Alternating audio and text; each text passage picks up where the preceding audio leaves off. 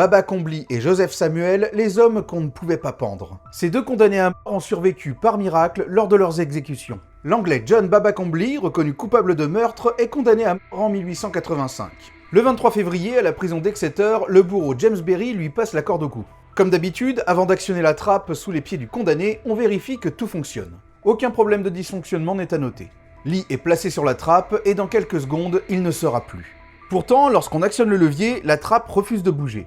Le mécanisme est inspecté et modifié, mais encore une fois, la trappe reste bloquée. On ajuste alors le cadre de la trappe avec une scie et une hache, mais pour la troisième fois, le dispositif ne fonctionne pas. Le médecin présent décide alors de ne pas poursuivre l'exécution. Baba Combly échappe à la mort et sa peine est commuée en prison à vie. Plus de 80 ans auparavant, un autre homme a vécu un miracle similaire en Australie. Joseph Samuel est condamné à mort par pendaison en 1803, également pour meurtre. Mais ce n'est pas la même méthode de pendaison.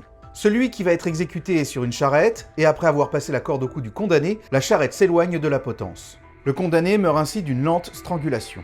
Le 26 septembre, Samuel et un autre type sont conduits à l'échafaud. Les cordes sont mises autour de leur cou, et la charrette s'éloigne. Mais la corde de Samuel casse, et il se foule la cheville en tombant sur le sol. Alors que l'autre condamné est en train de mourir, on remet une corde autour du cou de Samuel. La charrette repart, et cette fois, c'est le nœud coulant qui se défait. L'autre condamné est déjà mort lorsqu'on réitère l'opération une troisième fois.